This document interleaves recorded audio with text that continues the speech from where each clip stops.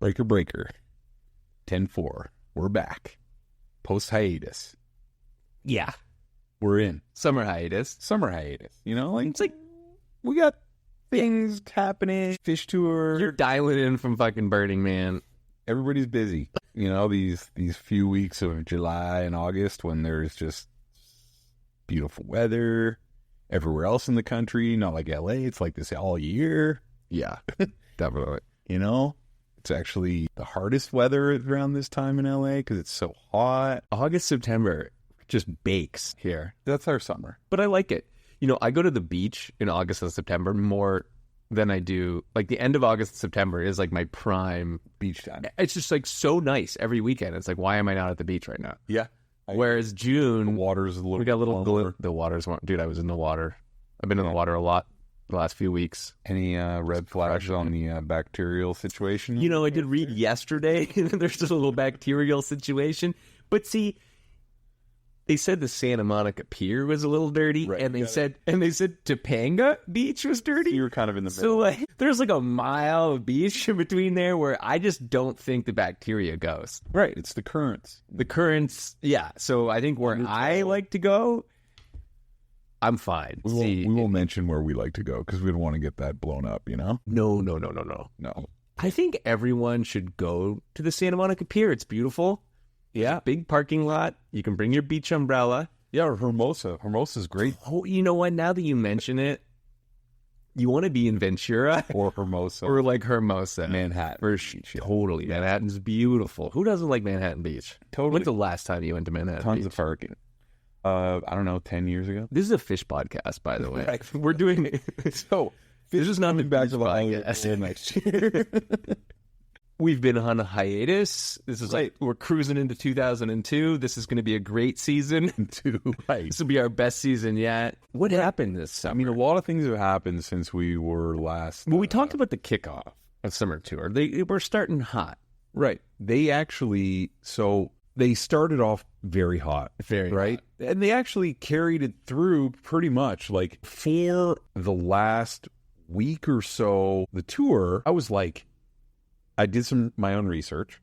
You did some of your own research. I did some of my own research, and I went back to other years that they have had a festival at the end of the summer tour. And it seems to me that they kind of turn it up every summer tour when there's a festival to tip it off. Right? There's momentum. They like build momentum. It's almost like they obviously they know what's coming. They just like love to kind of bring out some dusty old songs and like throw down, and they're really like gearing up and like practicing. Like every show is rehearsal for like this blast off festival that's going to come at the end of the summer. And like, I'm pretty sure everybody agrees with me. Like this summer tour, to me, I would say had the higher probability and result of nearly every show had exceptional playing.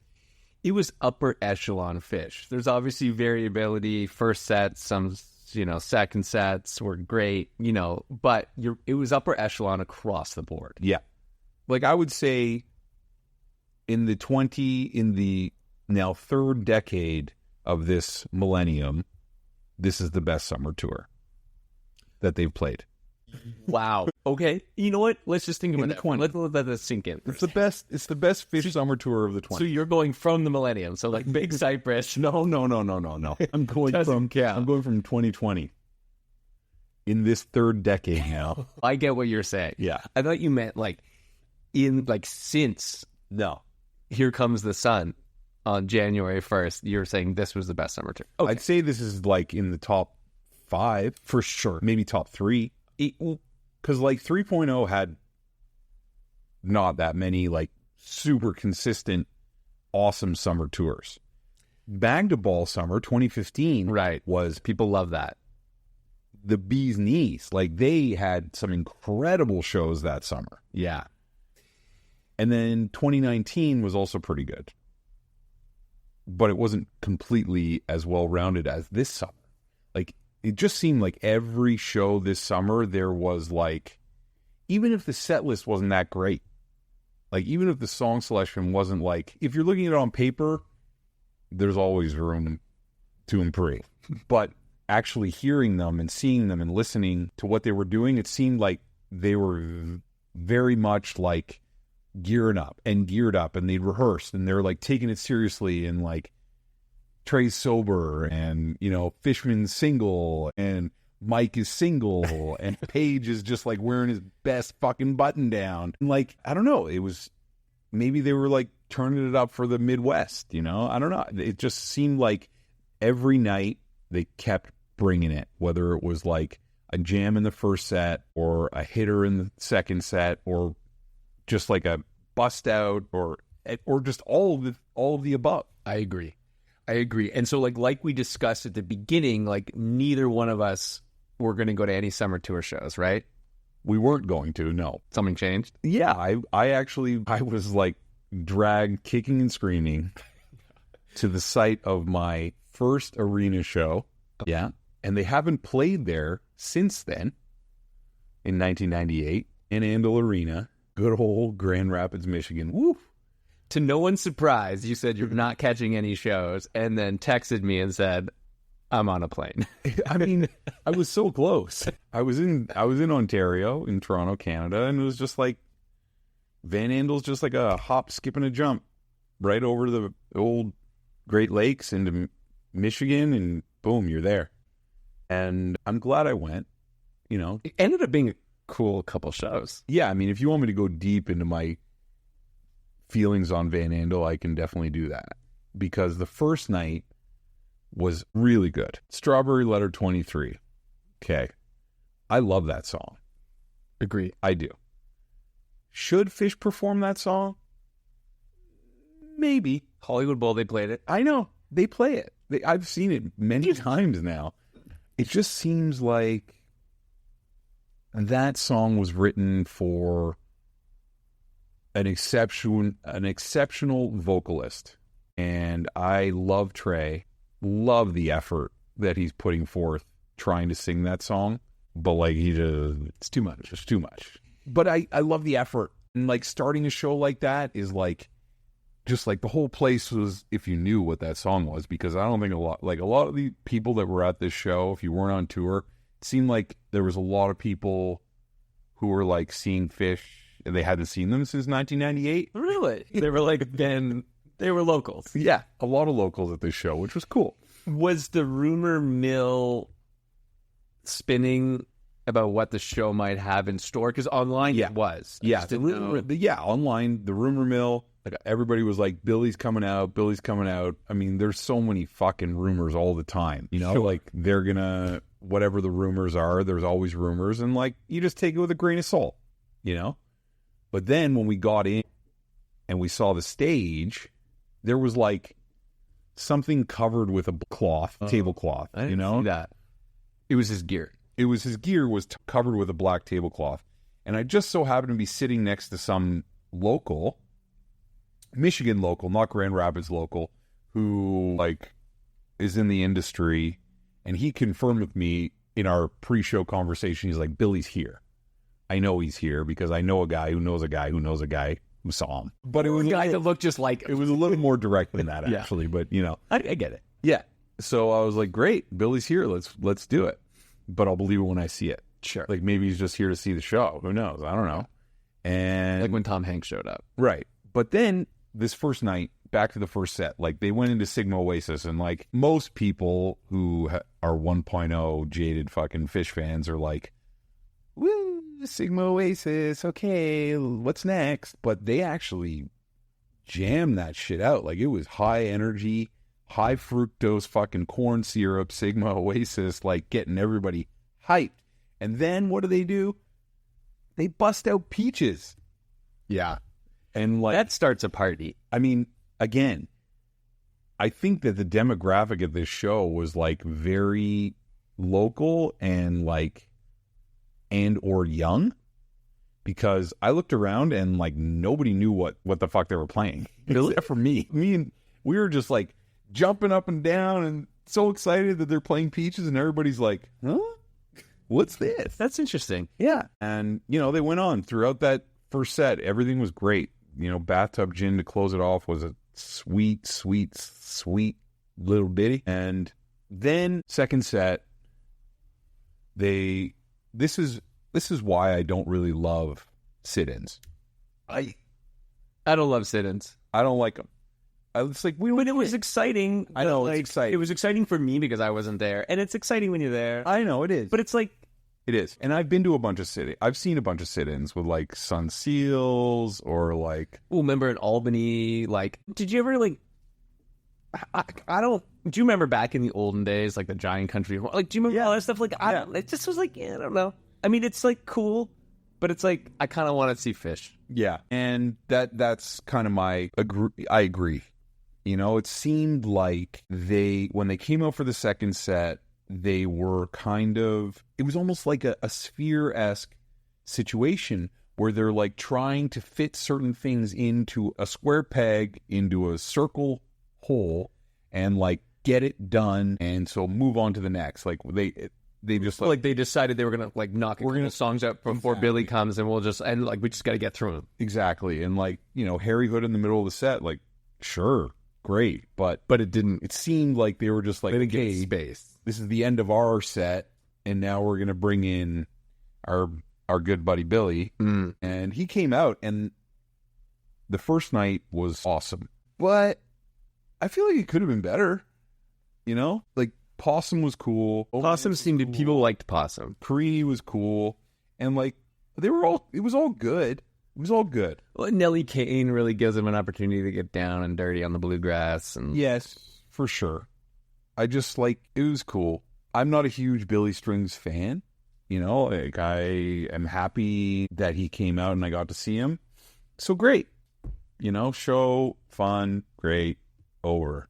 Next night, we go in and that equipment is still there under that tablecloth. So I was like, oh, cool. He's going to come out again tonight. Great. And he did. And it seemed like this whole show had that same, like, we gotta get to Billy. We got to get to Billy type of vibe, and seemed like a little bit rushed, contained.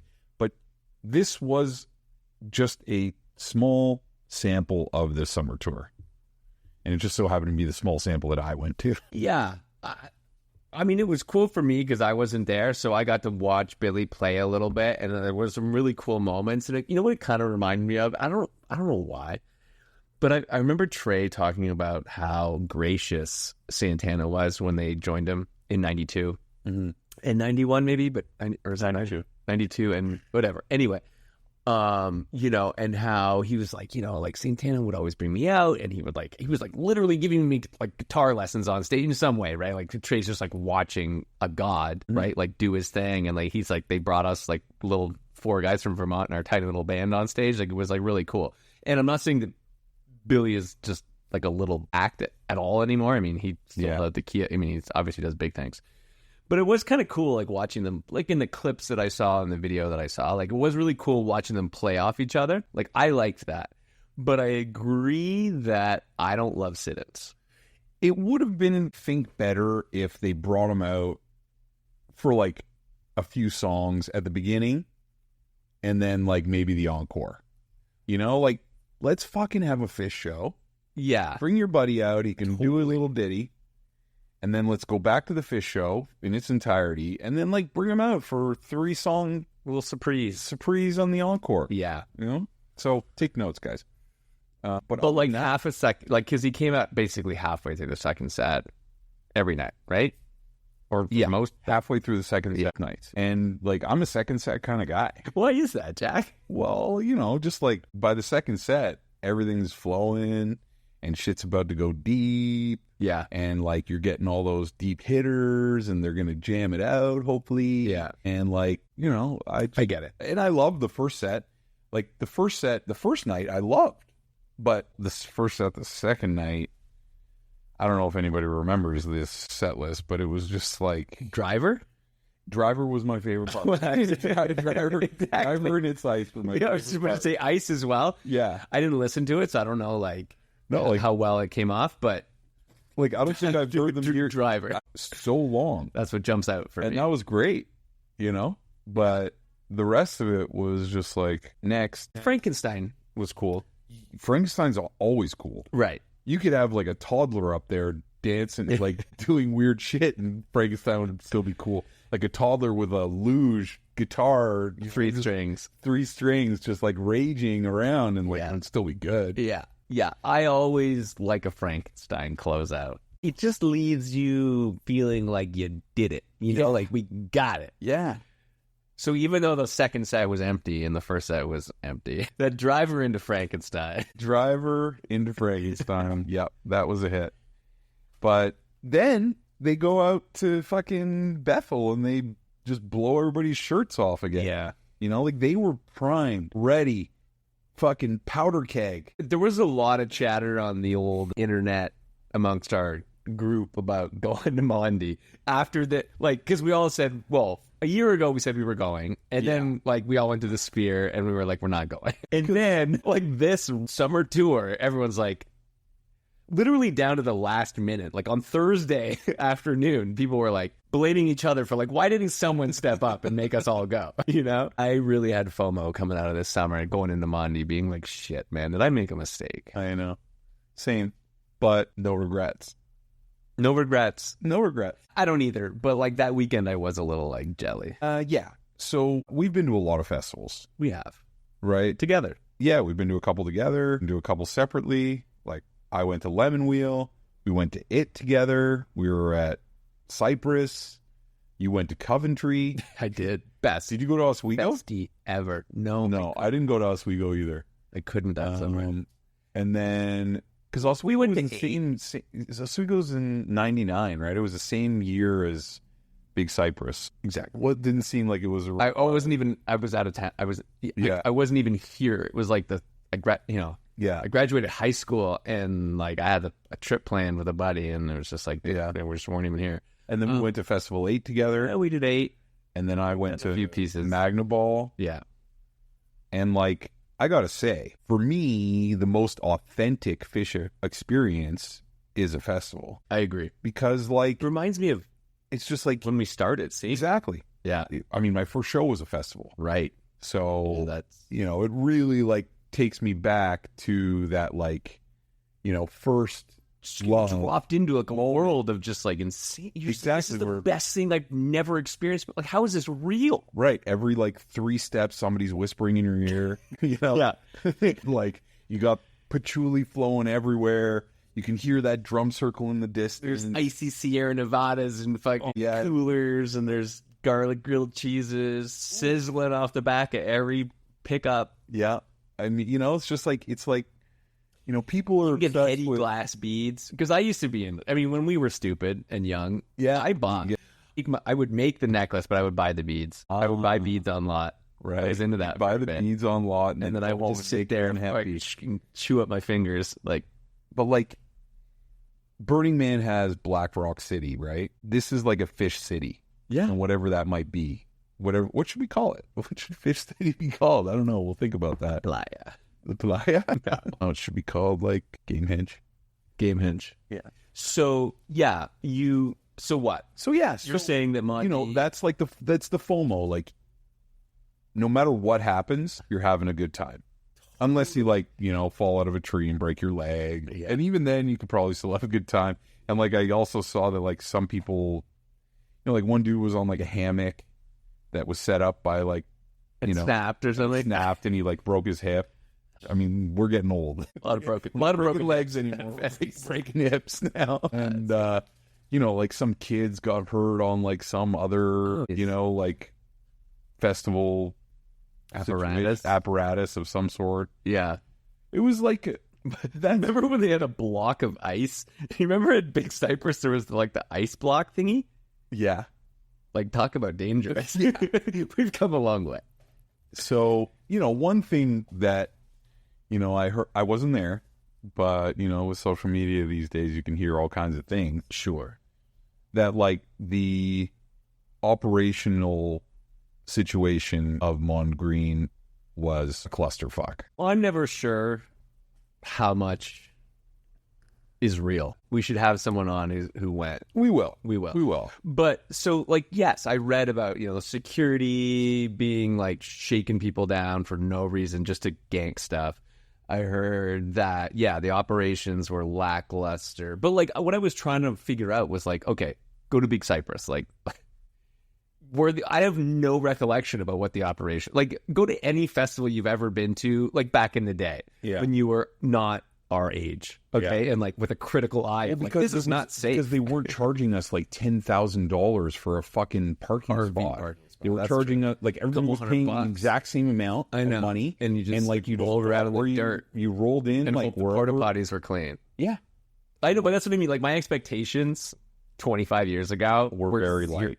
More than 25 years ago, were zero. Yeah, like no, exactly zero expectations. And like this whole racket of like gouging, not necessarily gouging. There was demand. Like, they sold out a lot of these, like, yurts and RVs and the Glen Close, camping, which was like the VIP camping. But I think that like there was not the proper preparation for people. What I heard most was people complaining about was that they had Glen Close camping, but when they got there was no space for them. Like, there was no room in Glen Close anymore for any more people to come in. Sending them out. I guess the wilderness. They were just sending them out into the fucking coolest area.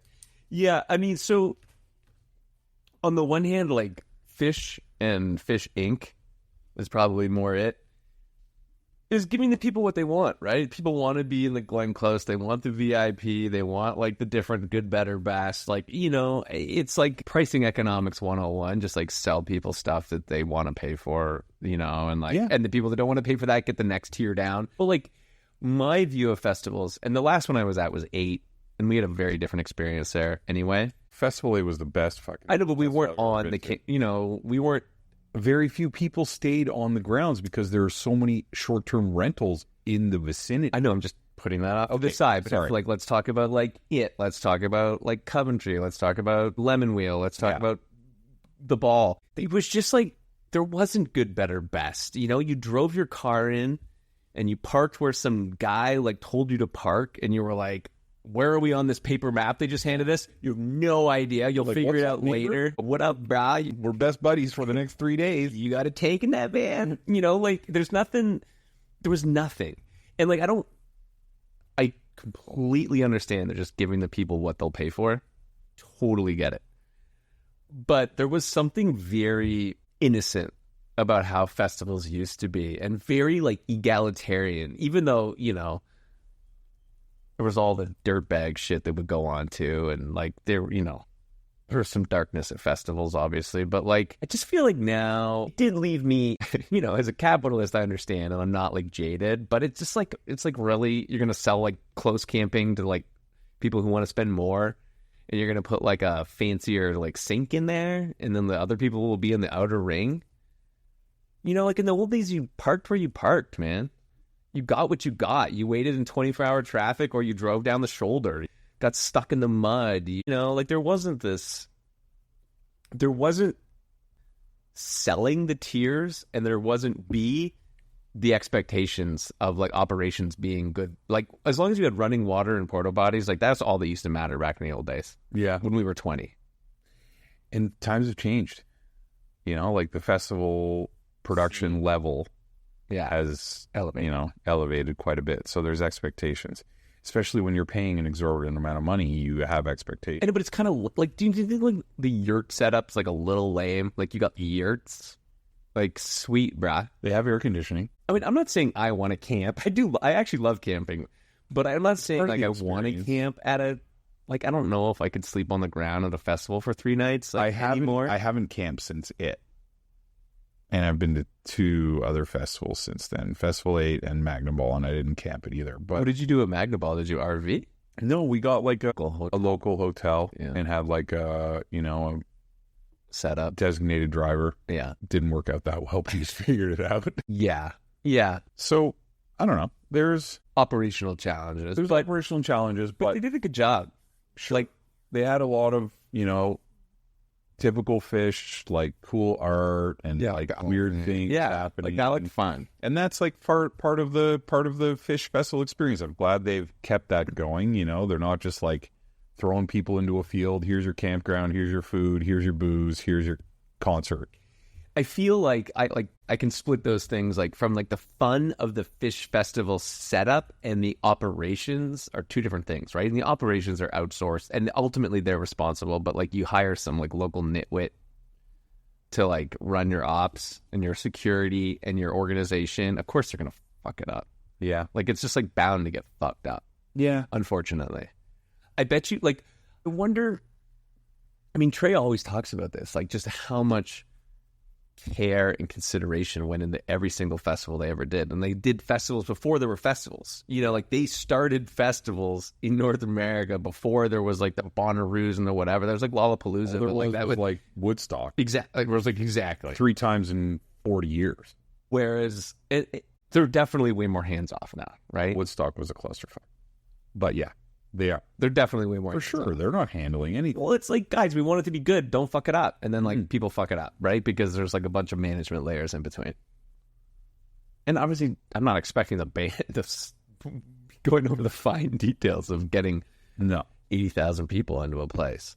Okay, so I think the vast majority of people were not necessarily complaining. It's like everything else. Like the people who... I know, but like you go on Reddit and there's like a bunch of butthurt people. I know, because everybody else is like... having a good time. I don't need to make a post about this because I've had the fucking best time ever. Well, that's what I... Right. You just reminded me of my point. Is that I was never really sure, like, is any of this shit real? Like, how bad really was it? Yeah. Like, one guy stole your fucking Bluetooth speaker? Okay. Exactly. Worst festival ever. But musically, like we can go into that a little bit. As the first night, they maybe played like the most boring show of the summer so far. I mean, there was some good things, you know, like it's nice to hear Cross-Eyed. But like it was nothing. I listened to it, I streamed it, and I was just like, okay. But I wonder if FirstSets Festival is kind of like the warm-up. It's kind of like the welcome. I know, but they've been warming up all summer. You know how there's always like a gentle warm-up? Yeah, I know. There's a gentle warm-up. They need to get like their bearings. They've never done this before. Wait, like, you talk about the sound check the day before? Because that is really what, like, you know what? That's what got me FOMO. Okay, that's what got the text chain. Like they're doing the sound check and they're playing all kinds of crazy shit. Day Tripper, like, slow, like Starship Trooper, like Midnight Rider. I know that's what started the like. Why aren't we here? Like, are we stupid? Like, which one of us was supposed to be the guy that was like persuasive enough to get us all to go? Yeah, that's what started it. I know this sound check. Yeah, had me really second guessing my choices. It was really built up the hype. And like an old school Simpsons tease. Like there was just like a lot going on and you're just like, holy shit, this is going to be the best weekend. Yeah, and just like the jamming that they were doing, it was all just like one like long just flow. Dude. Of like, it felt like Phish from like 1993. I know. And a lot of people heard it because it was broadcast live on the Bunny. And then people put it on YouTube and like, yeah. And it was on Sirius and, you know, so everybody's just like, let's fucking go. Yes. So, yeah, we need to start on Wednesday. Wednesday was like, sorry. Holy shit. Yeah. I've made a huge mistake. Yeah. Everybody's listening like on their drive in. Fuck. You know? And the word is spreading like wildfire. Yeah, like fire. Who knows what the fuck they're fire sound check. Who knows what the fuck they're gonna do? And then like, boom, Moma Dance opener. Never heard that. Easing her in. Yeah, Moma Dance, Back on the Train, Wolfman's, Funky Bitch, Roger, NICU, Wave of Hope, Sand. They have to have done that exact set before sometime. That's the kind of set that I worry about. Sand is the only thing that redeems it. I know. Wolfman's. Well, actually, I don't mind a Funky Bit. Look, I agree. This, I was open-minded. They were warming up. For sure. Just getting their bearings on the stage, getting the old, the acclimated to the humidity. Right. And then, like, the second set was again, on the same kind of like level as the first set in terms of like how second sets go, right? Like a pretty like cookie cutter second set. Like they didn't. I do love a cross-eyed. What's going through your mind? They jammed that out, you know, and it was good. So that like set the tone for sure. But then they were just like kind of, again, going through the motions for the rest of the set, like not really finding where the jam. They weren't really like getting into it. I don't know.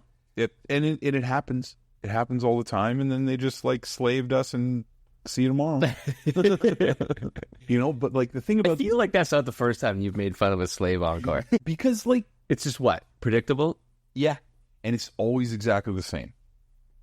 They never change it. It's always just like... It's like they should have released that as a single.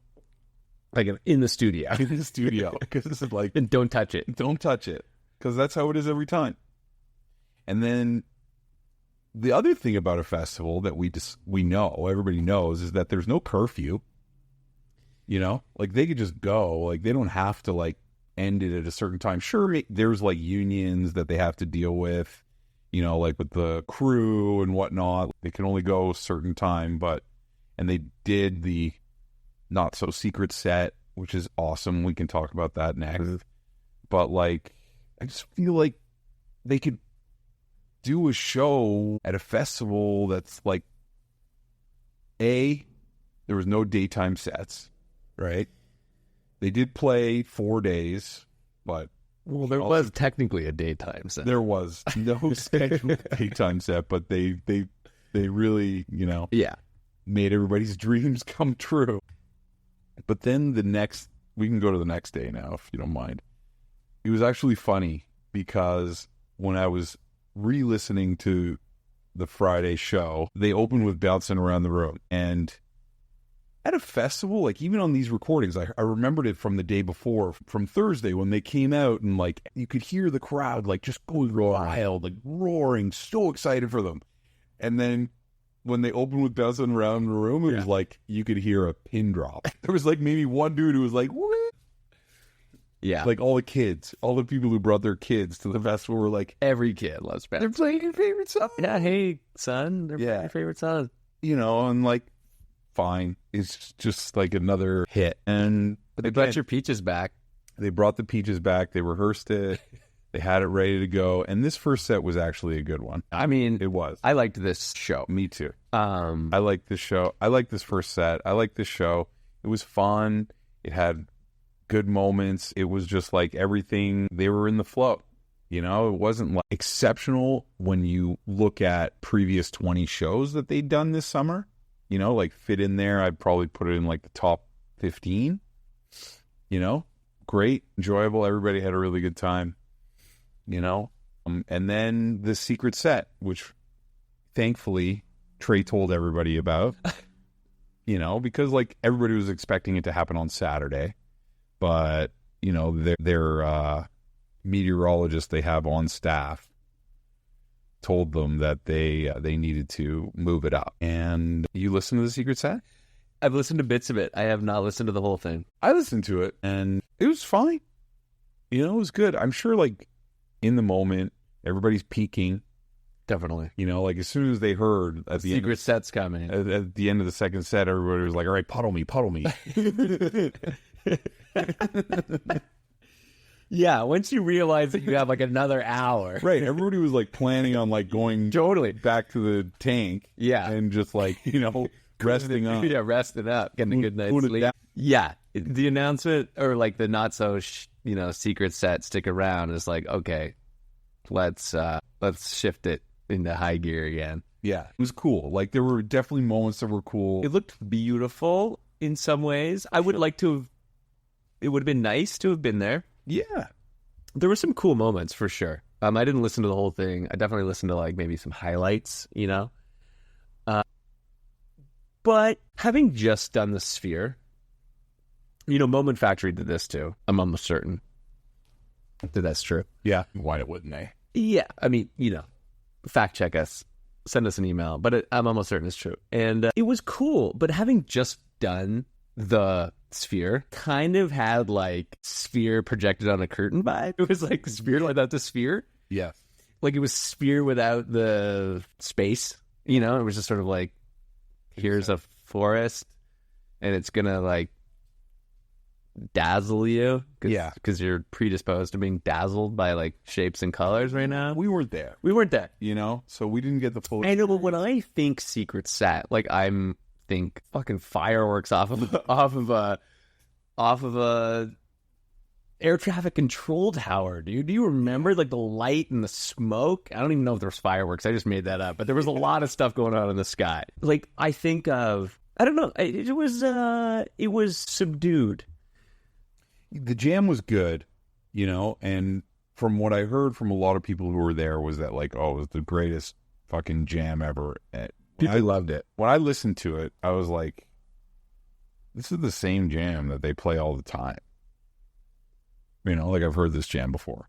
But Trey adding his acoustic to like the first 30 minutes, I liked, you know, it was like a very kind of, it was mixing together, you know, some of the secret set vibes that they've had, you know, with the drive-in and the ambient jam, which I've listened to maybe like 8 million times to fall asleep. And that was kind of where they were for the first half, ambient and like kind of building, and that was cool. And then like the second half was like a light jam. Felt like they were jamming light or something like that, you know, like that kind of like very, I'm not a musician, but it just felt like it was fitting into that mold of, you know, the comfort zone, which isn't a bad thing for, you know, doing this secret set for, you know, all these people who've paid an exorbitant amount of money to come to this festival.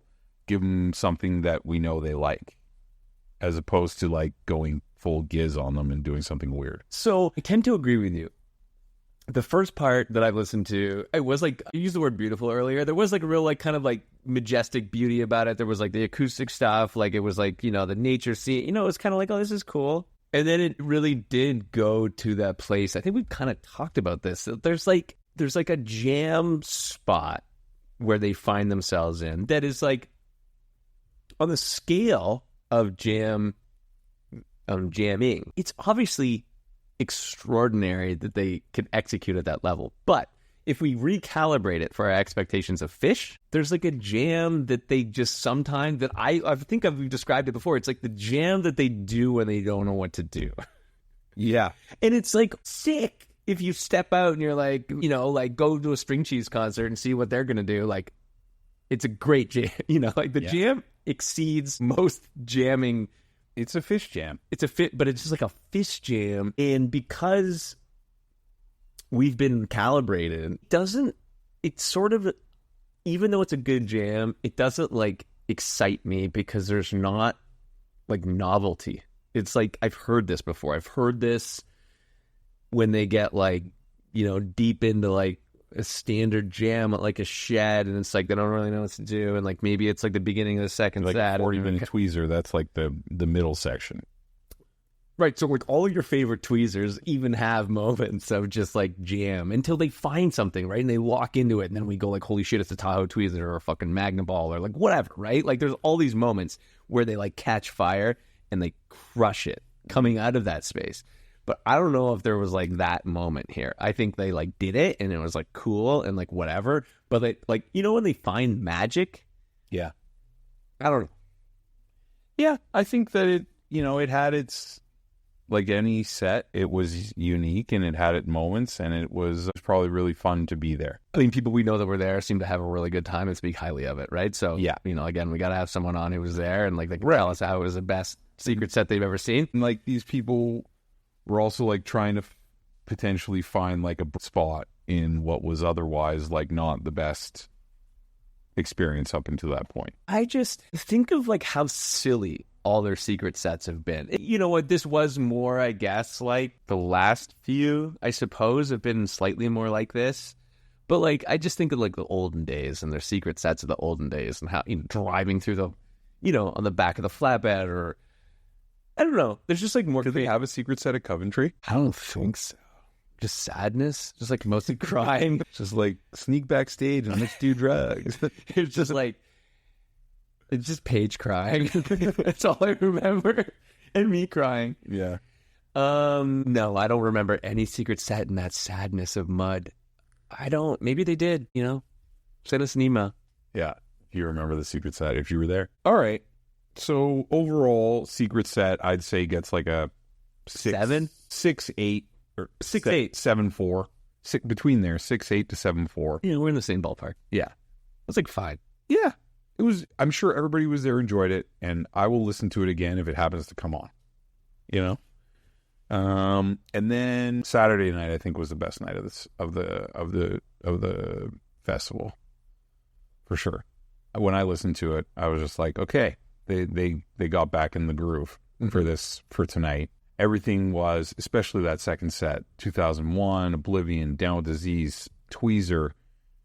I mean, any set with Boogie on Reggae Woman, everybody's just fucking throwing it, you know? And they're like, You Enjoy Myself, Encore. Everything's tight. Everything was tight that night. Everything. I listened to that show, I think, for the second twice already.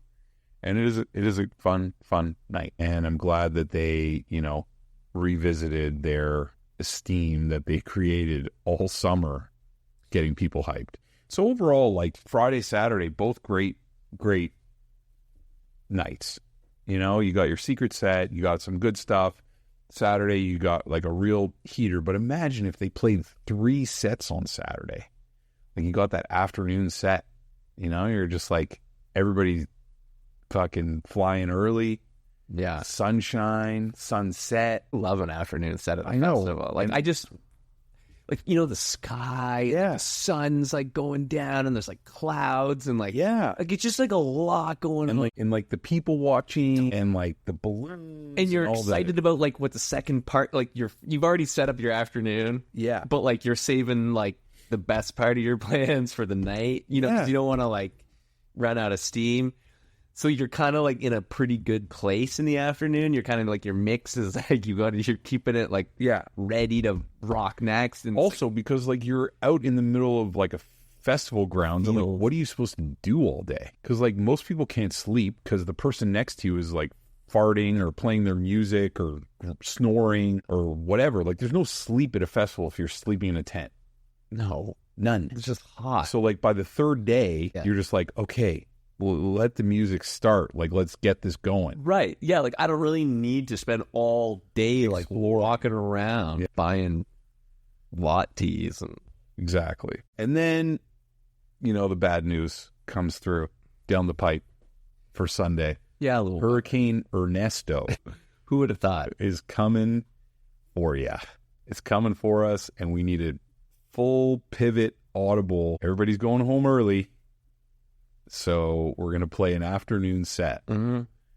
And everybody got what we were just talking about. We don't got to kill the whole day. Let's go, you know, see Questlove at 11 a.m. Which, like... We're still awake. Let's go see Questlove. Because that's cutting into our sleep schedule, right? Because everybody was, like, going on Saturday night, hoping to get some sleep, potentially not falling asleep until the sun came up. And then they're like, nope. Get out of bed. Let's go. It's time. And did they deliver? Sure. I mean, I'm not going to stop now. It was fine.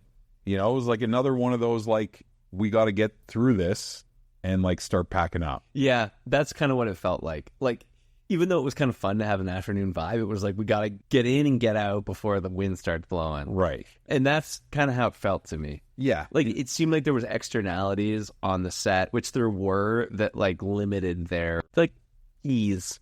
Limited their ability to like get into a space. Right. They're like trying to give everybody what they came for. Right. You know, and like fit as much in as they could before like the ticking clock of this, you know, category 1 storm came buzzing through and ruined everybody's good time. Yeah. And they're just doing what they're told. You know, like the on-staff meteorologist, the guy who they hired to handle all their meteorological needs. Yeah. Because they didn't want people to get curveballed, right? No. Curveball was a bit of a disaster for them. So they needed to have their meteorologist on staff to make sure that didn't happen again. And then there's like this huge, like, fear now getting rained out. Yeah. And people getting stuck in the mud and having to stay in Delaware for who knows how long. There's no hotel rooms in Delaware. There's a few. You read about that? Oh, yeah. So look, yeah, festivals are hard. It is. They are some of like my most cherished memories at the same time. And I think that's what makes it so difficult. We weren't there though. So we don't know. Yeah, we don't know. And I'm sure that they're like 95% of the people there had the most epic weekend and have no regrets. But the other 5 are all the people that we hear about. So I have a special guest in mind that I want to hear what they say about this show now that it's been like a week or two. All right, well, I'll call his agent, his booking agent. But the same special guest did say to us, one time we were talking about Big Cypress, and he like kind of poo-pooed Big Cypress for some weird reason. And I don't know if that was like his just a hot take in the moment, but I'm just saying that to, like, because Big Cypress stands out as maybe one of the single most poignant moments of my entire life. So like attendance bias is real. Although maybe you've got the Mandela effect from Big Cypress. A lot of things you think happened didn't happen. Explain that. I'm kidding. You know how like we think we remember things in ourselves and then they just never happen. Who knows? But in my mind, I had a really good time. So I'm just saying, like, I think we just need to be aware that like attendance bias is definitely strong. But it did feel like I went to no summer shows, and the heat going in. Don't know if Mondegreen like was the cherry on top. That's what I'll say. Like I expected, especially coming out of that sound, it was just like they were on like a rocket ship all summer, and it was like, da-da-da. Well, we know what's coming. Yeah. Should we go to Dick's? Dick's. Well, Dick's isn't. We're done, Dick's. Dick's is happening. I know, but like, what are we gonna say? We got nothing to say. Well, who knows? Maybe Dick's is the cherry on top. Dick's is just like a tarp fest. No, Dick's is. I mean, I'm jaded on Dick's too because I only went for the first couple of years and then like 1 or 2 times since. But first couple of years at Dick's were some of the best 3.0 Phish that has ever happened. Easily 11, 12, 13, untouchable. I know. I just listened to the Fuck Your Face show today. Yeah, it was good. So good. I know. Anywho, yeah, we'll see what happens at Dick's, and we'll circle back next week. All right, bye. Bye.